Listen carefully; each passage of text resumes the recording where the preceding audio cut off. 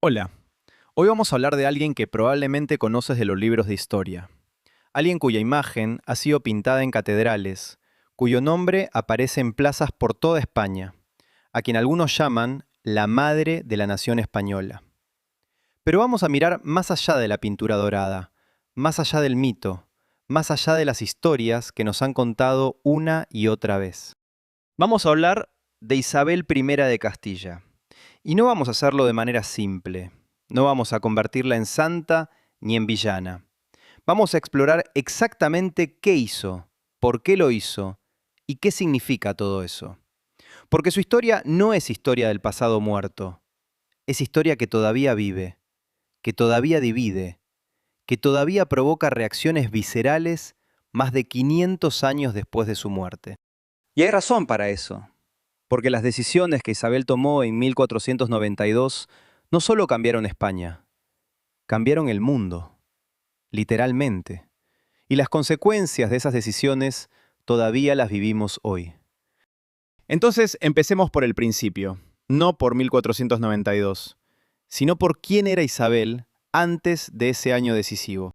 Isabel nació en 1451. No estaba destinada a ser reina. Era hija de Juan II de Castilla, pero no la heredera principal. Su medio hermano Enrique IV era el rey, y se suponía que sus hijos heredarían. Pero la política de la España medieval era complicada, brutal incluso, y había dudas sobre la legitimidad de la hija de Enrique, Juana. Había rumores, probablemente plantados por enemigos políticos, de que no era realmente hija del rey. E Isabel, con apoyo de nobles poderosos que no querían que Juana heredara, se posicionó como heredera legítima. Hubo guerra civil, hubo sangre, hubo traición, como siempre en estas historias de tronos. E Isabel ganó, no porque tenía el derecho más claro, sino porque tenía mejores aliados, mejores generales, mejor estrategia. Y en 1474 se convirtió en reina de Castilla. Pero no gobernaba sola. Se había casado con Fernando de Aragón. Y juntos, Isabel y Fernando, se convirtieron en los reyes católicos. Y aquí necesitamos entender algo fundamental sobre España en ese momento. No era un país unificado. Era colección de reinos. Castilla era el más grande. Aragón era poderoso en el Mediterráneo, pero también había Granada en el sur, último reino musulmán en la península. Y había diversidad increíble. Cristianos, musulmanes, judíos, todos viviendo en la misma península. A veces en conflicto, a veces en cooperación, pero coexistiendo. Y esa coexistencia, especialmente entre cristianos y judíos, había sido característica de España medieval durante siglos. Los judíos eran parte integral de la sociedad española. Eran médicos, comerciantes, banqueros, consejeros reales. Contribuían enormemente a la economía y a la vida intelectual. Había tensiones, sí, siempre las hay. Había antisemitismo, alimentado por la Iglesia, por competencia económica, por diferencia religiosa. Pero había también integración real, matrimonios entre familias conversas, judíos que se habían convertido al cristianismo y familias cristianas viejas, intercambio cultural, colaboración. España medieval no era paraíso multicultural, pero tampoco era infierno de conflicto constante. Era algo intermedio, complejo, matizado. Y Isabel y Fernando cambiaron todo eso. Entonces llegamos a 1492, el año que define todo. Y para entender ese año, necesitamos entender qué estaba pasando antes. Isabel y Fernando habían pasado años luchando contra Granada. La reconquista cristiana de la península ibérica de manos musulmanas, había sido proyecto de siglos. Y Granada era el último pedazo, el último reino musulmán. Y finalmente, en enero de 1492, Granada cayó. Boabdil, el último rey musulmán de Granada, entregó las llaves de la ciudad, y los reyes católicos entraron triunfantes. Era victoria masiva, simbólica y práctica. Completaba proyecto que había durado 800 años. toda la península ibérica ahora estaba bajo control cristiano. Y podemos imaginar la euforia, las celebraciones, el sentido de misión divina cumplida, porque así es como era presentado, no solo como victoria militar, sino como triunfo de la fe cristiana sobre Islam. Pero Isabel y Fernando no se detuvieron ahí, porque había otro problema en su visión: los judíos. Y aquí necesitamos ser muy claros sobre algo. Los judíos en España, en 1492, no eran amenaza militar. No estaban en guerra con los reyes católicos. No estaban tratando de derrocar el gobierno. Eran comunidad minoritaria, viviendo sus vidas, contribuyendo a la economía, practicando su fe. Pero Isabel y Fernando, aconsejados por ciertos elementos de la Iglesia, especialmente por el inquisidor general Tomás de Torquemada, creían que los judíos eran problema. La justificación oficial era religiosa. Se decía que los judíos estaban influyendo negativamente en los conversos, los judíos que se habían convertido al cristianismo, que estaban haciendo que los conversos volvieran secretamente al judaísmo, que estaban socavando la unidad religiosa del reino. Y esta idea de unidad religiosa era central para Isabel y Fernando. Creían, genuinamente parece, que un reino fuerte necesitaba una fe, que diversidad religiosa era fuente de debilidad, que para construir España unificada todos debían ser cristianos. Entonces, el 31 de marzo de 1492, 4 meses después de la caída de Granada, Isabel y Fernando emitieron el Edicto de Granada, también conocido como el Edicto de Expulsión. El decreto era simple y brutal. Todos los judíos en los reinos de Castilla y Aragón tenían 4 meses para convertirse al cristianismo o salir del país. 4 meses para abandonar todo lo que conocían o renunciar a su fe. Y las condiciones eran intencionalmente crueles. Los judíos que elegían salir no podían llevar oro o plata, no podían llevar monedas, solo podían llevar lo que podían cargar en bienes. Y tenían que vender sus propiedades en ese periodo corto, lo que significaba que las vendían por fracción de su valor real. Era expropiación masiva. Era robo santificado por decreto real. Y decenas de miles de judíos enfrentaron esa elección imposible. Algunos se convirtieron. Muchos, probablemente no por convicción real, sino por desesperación. Para no perder todo. Para no ser separados de sus familias. Para sobrevivir. Pero muchos eligieron el exilio. Estimaciones varían, pero probablemente entre 100.000 y 200.000 judíos salieron de España en 1492. Era éxodo masivo. ¿Y hacia dónde fueron esas personas? Algunos fueron a Portugal, pero Portugal eventualmente también los expulsó pocos años después. Algunos fueron al norte de África, algunos al Imperio Otomano, donde fueron recibidos, algunos a Italia. Se dispersaron por el Mediterráneo y llevaban con ellos su cultura, su idioma, el ladino, forma de español que preservaron durante siglos, sus tradiciones, su trauma. Porque esto no fue migración voluntaria, fue limpieza étnica. Usando lenguaje moderno, eso es exactamente lo que fue.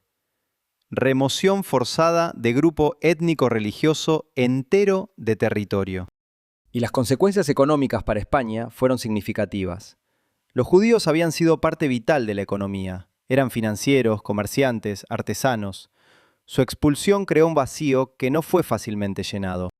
Algunos historiadores argumentan que la expulsión de los judíos contribuyó al eventual declive económico de España, que perdió clase de personas que eran esenciales para comercio y finanzas, que se disparó en el pie económicamente por razones religiosas.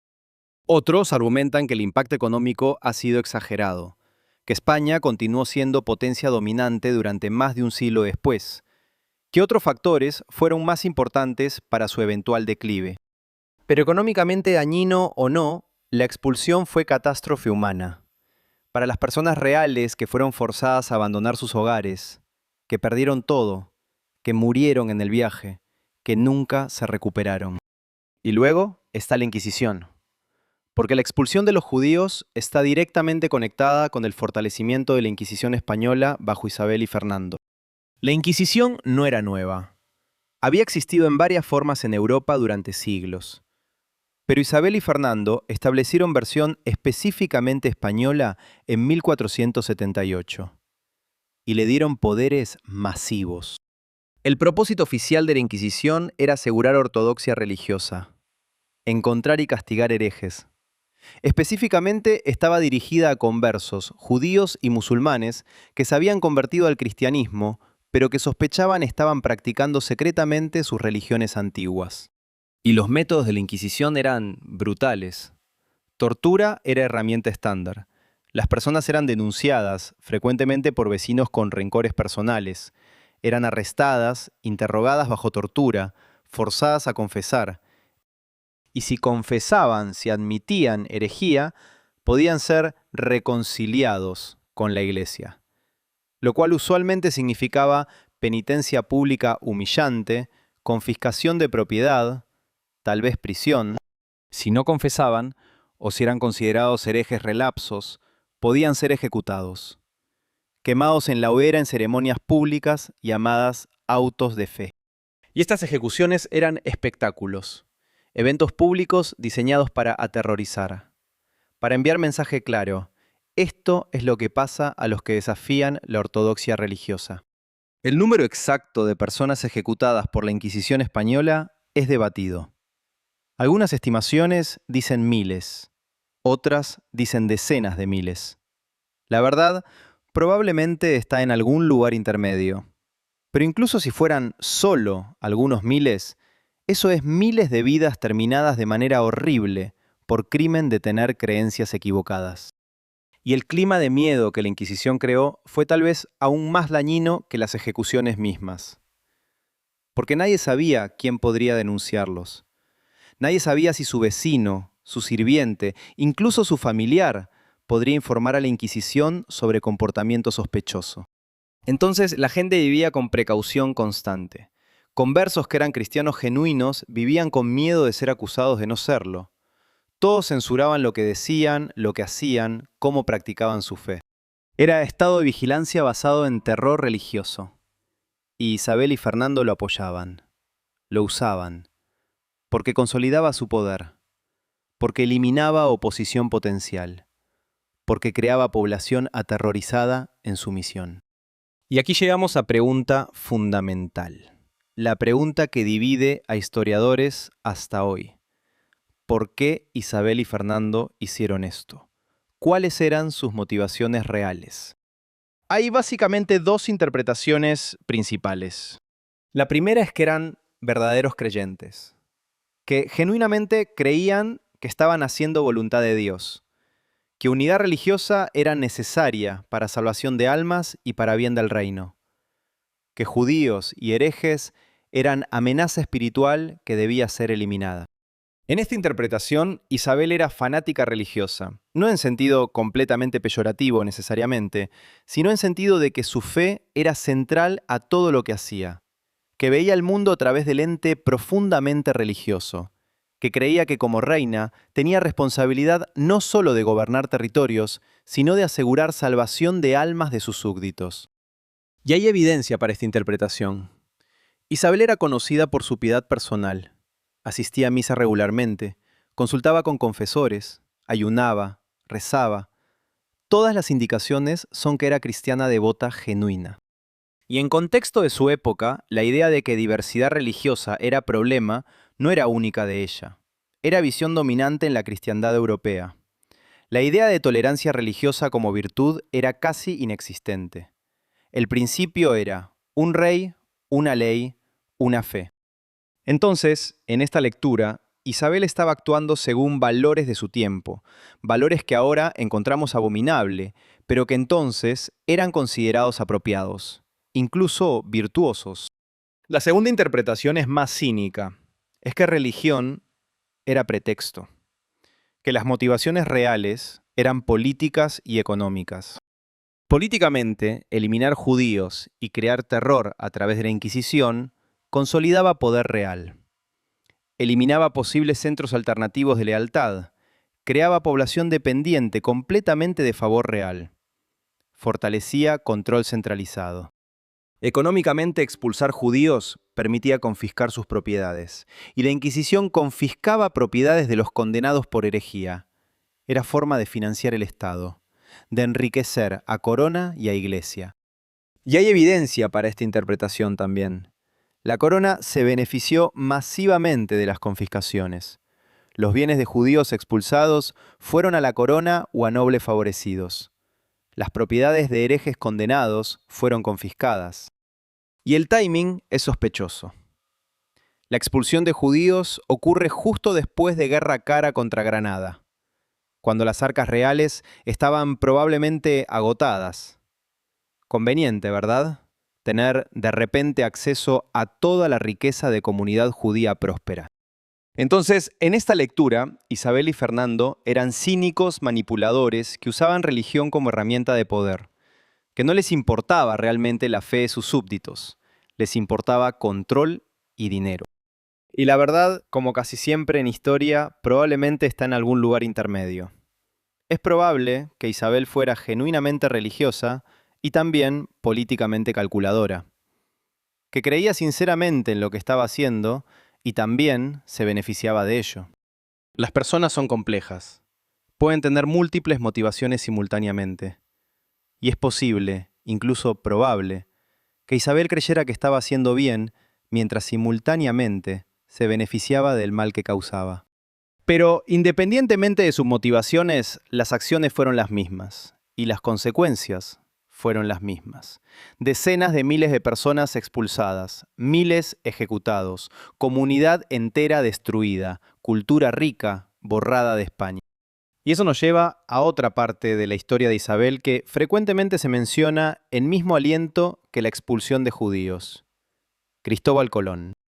Porque 1492 fue también el año en que Colón zarpó hacia el oeste, financiado por Isabel, buscando ruta a las Indias, y en lugar de eso, encontrando el Nuevo Mundo. Y la narrativa tradicional conecta estos eventos de manera muy específica. Dice que el oro y plata confiscados de judíos expulsados financió el viaje de Colón, que el mismo año que España expulsó a judíos, descubrió América, que un acto de intolerancia llevó directamente a expansión que haría de España potencia mundial. Esa narrativa es ordenada, pero es mayormente falsa. El financiamiento del viaje de Colón no vino principalmente de riqueza judía confiscada. Vino de varias fuentes, incluyendo banqueros italianos y la corona misma. Y el viaje no fue particularmente caro en comparación con otros gastos reales. Pero la conexión simbólica es real, porque 1492 representa dos caras de Isabel. Por un lado, patrocinó exploración que abrió continente entero, que cambió historia mundial, que creó imperio en el cual, como se decía, nunca se ponía el sol. Por otro lado, expulsó comunidad entera, estableció inquisición brutal, inició políticas de intolerancia religiosa que caracterizarían España durante siglos. Y aquí está la tensión fundamental en cómo recordamos a Isabel. Es simultáneamente creadora y destructora, constructora de imperios y ejecutora de purgas, visionaria y fanática. Y diferentes personas, diferentes culturas, diferentes ideologías enfatizan diferentes aspectos. Para nacionalismo español tradicional, especialmente durante era de Franco, Isabel era heroína indiscutible, unificadora de España, completadora de reconquista, madre de imperio. Santa incluso, hubo esfuerzos para canonizarla. En esta narrativa, la expulsión de judíos era lamentable tal vez, pero necesaria. Un sacrificio necesario para crear España unificada y fuerte. Y la Inquisición era defensa de fe verdadera contra herejía. Es narrativa que glorifica y minimiza, que celebra logros mientras ignora o justifica atrocidades. Pero hay otra narrativa, especialmente común entre historiadores modernos, especialmente fuera de España, especialmente entre comunidades descendientes de judíos expulsados. En esta narrativa, Isabel era fanática e intolerante, arquitecta de genocidio cultural, creadora de sistema de terror religioso. Sus logros políticos no excusan, ni siquiera mitigan, el horror moral de lo que hizo. Y esta narrativa también tiene sus problemas, porque puede caer en presentismo, juzgar pasado por estándares morales de presente, y puede ignorar complejidad de contexto histórico. Pero señala algo fundamental, que no podemos simplemente celebrar a Isabel sin reconocer el costo enorme de sus políticas, el sufrimiento que causó, las vidas que destruyó. Entonces, ¿dónde nos deja esto? ¿Cómo deberíamos pensar sobre Isabel I de Castilla? Y creo que tenemos que rechazar narrativas simples, tanto la que la convierte en heroína sin mancha, como la que la convierte en villana unidimensional. Isabel fue producto de su tiempo, pero también hizo elecciones. Elecciones que no eran inevitables, porque había alternativas. No todos los reinos cristianos expulsaron a sus judíos en 1492. No todos establecieron inquisiciones tan brutales. España, bajo Isabel, tomó camino específico que no era el único camino disponible. Y ese camino tuvo consecuencias, para España misma, para judíos expulsados, para el mundo entero. Para España, estableció precedente de intolerancia religiosa que duraría siglos. La Inquisición continuó operando hasta 1834, más de 3 siglos después de la muerte de Isabel. Creó cultura de conformidad, de miedo a diferencia, de sospecha hacia lo otro. Y probablemente contribuyó al eventual declive de España. Porque cuando expulsas o suprimes a tus mejores mentes, cuando castigas el pensamiento independiente, cuando valoras ortodoxia sobre innovación, te vuelves estancado. Mientras otros países europeos, especialmente Holanda e Inglaterra, se volvían más tolerantes, España se volvía más rígida. Y esos países eventualmente la superaron económica e intelectualmente. Para los judíos expulsados, creó diáspora sefardí, comunidades de judíos españoles esparcidos por Mediterráneo y más allá, que preservaron su cultura, su idioma, su memoria de España. Y esa memoria era compleja. Había nostalgia por Sefarad, el nombre hebreo para España, por tierra que habían llamado hogar durante siglos. Pero también había trauma de expulsión, de ser forzados a salir, de pérdida. Y para mundo más amplio, las políticas de Isabel establecieron modelo de cómo Estado podría usar religión para consolidar poder, cómo podría justificar persecución en nombre de unidad, cómo podría convertir diferencia en amenaza. Y ese modelo fue replicado, con variaciones, muchas veces en historia posterior, no solo por España, sino por otros países, otros imperios, otras ideologías. Cada vez que gobierno decide que diversidad es amenaza, que ortodoxia es seguridad, que el otro debe ser eliminado, está siguiendo precedente que Isabel ayudó a establecer. Y eso hace que su historia sea relevante. No es solo historia medieval oscura, es historia que resuena, que tiene lecciones. Sobre peligros de combinar poder político con certeza religiosa. Sobre cómo se construyen estados en exclusión de diferencia. Sobre precio de pureza. Entonces, cuando miramos a Isabel, necesitamos ver claramente. Fue reina efectiva que unificó reinos. Fue patrocinadora de exploración que expandió horizontes conocidos. Fue política astuta que navegó mundo de hombres y construyó poder. Y también fue perpetradora de limpieza étnica. Fue establecedora de sistema de terror religioso. Fue destructora de comunidad que había sido parte de España durante siglos. Estas dos realidades coexisten. Y tenemos que sostener ambas, sin excusar una por la otra, sin ignorar ninguna. Porque ese es trabajo de historia honesta, no crear héroes perfectos ni villanos completos, sino entender personas complejas, en contextos complejos, tomando decisiones que tenían consecuencias reales para personas reales. Y en caso de Isabel, esas consecuencias fueron masivas, fueron duraderas, fueron en muchos sentidos definitorias de lo que España se convertiría. Gracias por escuchar, y los dejo con esto. Cuando construimos naciones sobre exclusión, cuando definimos identidad nacional contra el otro, cuando valoramos pureza sobre pluralidad, Estamos siguiendo camino que Isabel trazó, y ese camino, la historia nos muestra, lleva a lugares oscuros.